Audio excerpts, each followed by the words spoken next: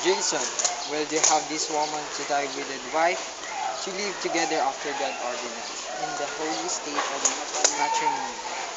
Will thou love her, support her, honor and keep her in sickness, and health, and forsaking all others? Keep thee only unto her so long as you both all live.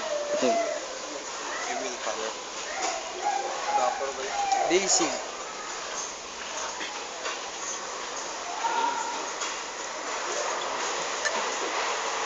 will you have this man to thy wedded husband, to live together after God ordinance with us? I will.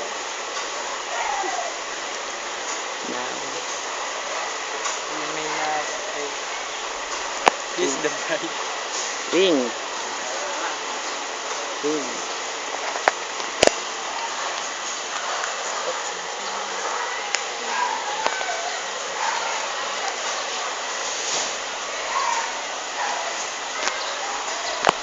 Now, you may kiss the bride.